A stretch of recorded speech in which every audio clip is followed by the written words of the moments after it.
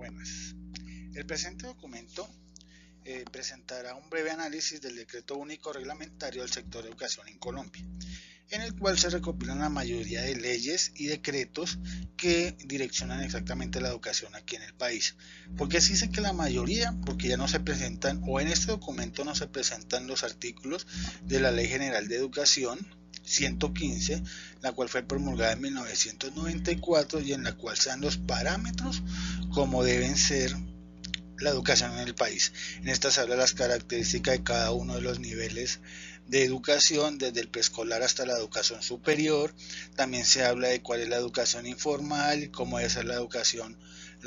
formal, más los parámetros de inclusión de comunidades afrodescendientes, de los indígenas, de la educación rural, etcétera. Entonces vamos a continuar mirando un poco más sobre este decreto único. Entonces aquí empezamos a mirar cómo va a ser la estructura del sector educativo, el cual arranca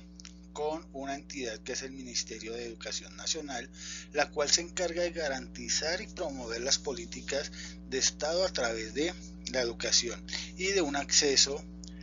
sostenible y asegurar la calidad y la pertinencia de la misma. Por otro lado, orienta todo lo que tiene que ver con educación superior y educación en general, el marco de la autonomía universitaria, el acceso con equidad, fomentar la calidad,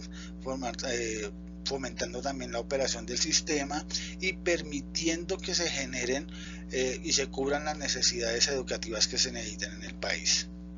Por otro lado, también vela por la calidad de la educación que ofrecen estas instituciones de educación superior mediante una vigilancia, una regulación, una inspección y una evaluación.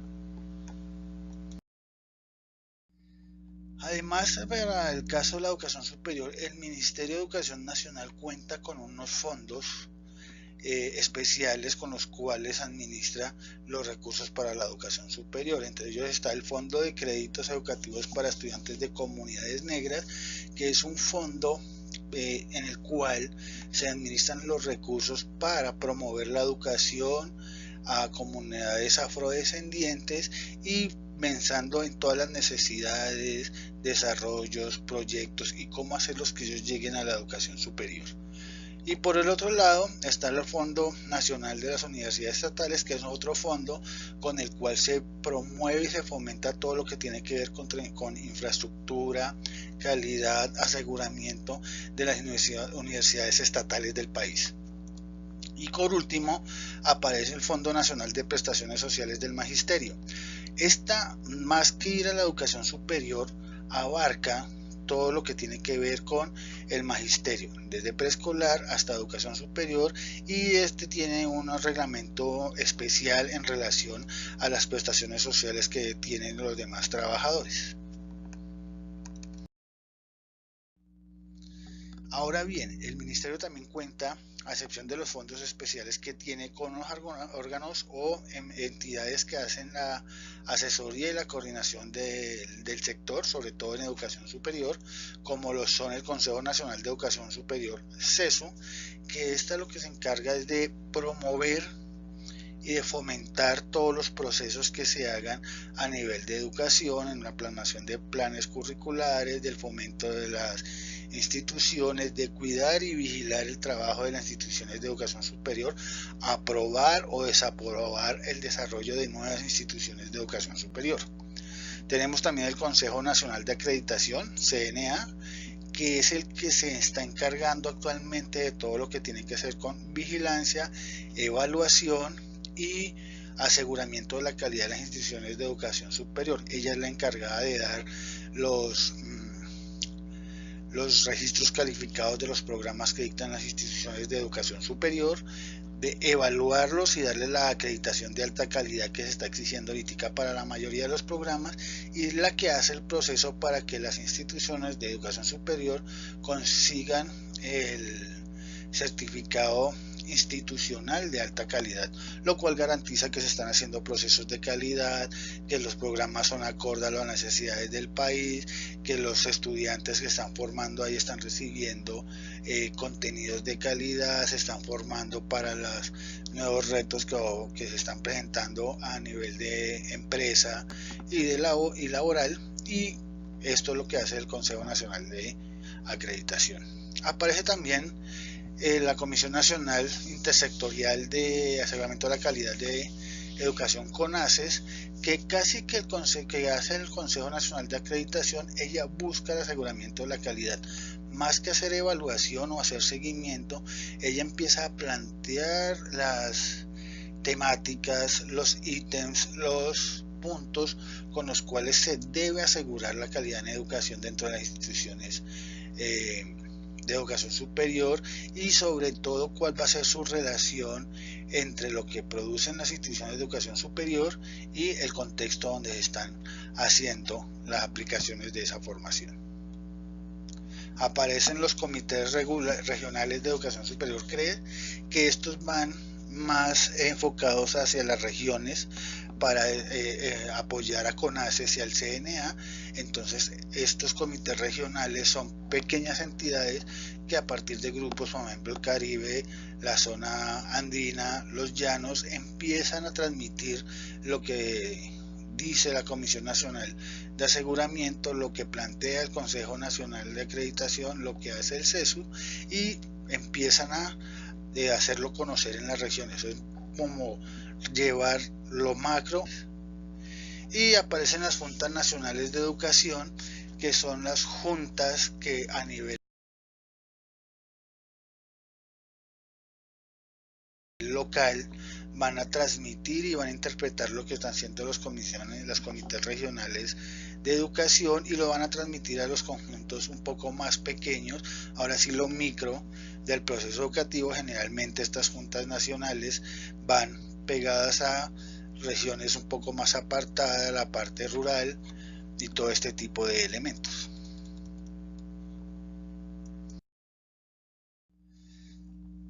Y el Ministerio de Educación cuenta con otras entidades que la apoyan también, ya sea desde lo interno o lo externo del mismo ministerio. Entre ellas tenemos el Fondo de Desarrollo para la Educación, FODECEP, que es la que está pensada en promover financieramente muchos proyectos específicos y plantear programas y proyectos que beneficien a las instituciones de educación superior. Generalmente ya va muy ligada a Colciencias, para empezar a mirar todos los proyectos de ciencia y tecnología, proyectos de investigación, para que empiecen a hacer ese tipo de trabajo financiero y que apoyen esos proyectos que surgen desde las instituciones de educación superior, o sea, desde las universidades. También tenemos al Instituto Colombiano de Crédito Educativo y Estudios Técnicos, más conocido como ICETEX, que básicamente a la par del Fondo de Desarrollo de Educación Superior, lo que trata es de apoyar financieramente a los estudiantes para que puedan tener acceso a la educación superior a partir de unos créditos, ya sea en instituciones a nivel nacional o instituciones a nivel internacional. También aparecen otras instituciones que son un poco más a nivel regional, que son instituciones que promueven la educación técnica y que van a permitir a futuro para los estudiantes poder ingresar a la educación superior como tal. Entre estos pues aparece el Instituto Nacional de Formación Profesional de San Juan de Cesar, aparece el Instituto Tolimense de Formación Técnica, aparece también el INSI, el Instituto Nacional para Ciegos, y el INSOR, que es el Instituto Nacional para Sordos. Tenemos otras instituciones a partir de eso. Hay otras partes del decreto que se fundamentan para la educación superior, que está el decreto 1052 del 2006, donde empieza a hablar exactamente de la estructura del Ministerio de Educación Nacional y determina las funciones de estas dependencias. En ella se habla de las unidades inscritas al Ministerio de Educación, como vimos anteriormente, que está el INSI, el INSOR, el Centro Técnico de San Juan del Cesar, o como el de Pamplona, pero también aquí empieza a hablar de cuáles son los viceministerios, como el Ministerio de Primera Infancia, el Ministerio de Educación Básica, el Ministerio de Educación Superior, y adicionalmente a unas oficinas que también apoyan al ministerio en su labor cotidiana, como es la Oficina de Innovación de Educación educativa con uso de nuevas tecnologías, la Oficina de Asesoría de Planeación y Finanzas y Sistemas de Información, la Oficina de Asesora de Comunicaciones, la de Cooperación y Asuntos Internacionales, entre otras varias que ellos presentan ahí, como Oficina de Prensa y Oficina de Comunicaciones. Entonces este artículo, este decreto, lo que nos permite es comprender la dimensión que tiene el Ministerio de Educación Nacional para poder articular todos los procesos de educación que están presentando. Aquí habla otro decreto que, aunque va más enfocado a las primeras etapas de la educación, como es primaria y secundaria, el decreto 1860 está enfocado mucho a lo referente a lo que tiene que ver con el PEI, el Proyecto Educativo Institucional, y a los órganos de gobierno institucionales, manual de convivencia y todo lo referente al gobierno escolar. Aquí habla de las funciones de los rectores, de los consejos directivos de cada institución, y empiezan a hablar ya propiamente de lo referente a lo que es el currículo, las áreas que se deben dictar, el desarrollo de las asignaturas y todo lo que tiene que ver con la evaluación escolar. Este decreto básicamente está muy ligado a lo que dice la ley 115 de 1994 sobre lo que tienen que ser los procesos de educación en cualquiera de los niveles, cómo se estructuran, qué deben contener y cuáles son las asignaturas que se deben aplicar en cada una de los niveles de educación. ¿Qué podemos concluir? Aunque el nivel que yo seleccioné es educación superior porque es el que me he movido, y la ley, este decreto único, pues está muy enfocado a los niveles iniciales, preescolar, primaria, secundaria. La educación superior tiene una reglamentación mucho más allá de este reglamento, sobre todo con lo que hace el CNA en acreditación, aseguramiento de la calidad, y ahí en la Ley General de Educación pues está toda la normatividad sobre educación superior. Se puede concluir que este decreto recopila una cantidad de decretos que dan la normativa de la educación en todos sus niveles. Es bueno porque este recopilatorio pues nos trae y nos muestra en un solo bloque toda la reglamentación que hay a nivel de educación superior, primaria, básica, formal o informal, y no está uno recopilando documentos de todos lados como suele hacerse, y a veces hay decretos de un lado y en el otro que terminan diciendo lo mismo y terminan como a veces confundiendo las cosas. 2. Pues promulga todo lo referente al acceso, inclusión y participación de cualquier colombiano en los procesos de educación en cualquiera de sus niveles educativos, porque en todos los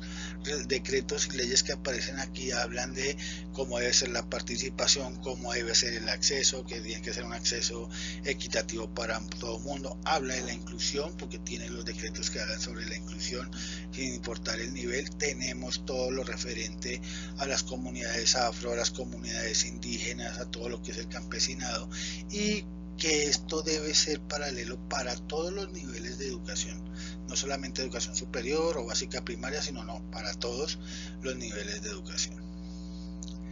Tenemos que también empieza a mostrar que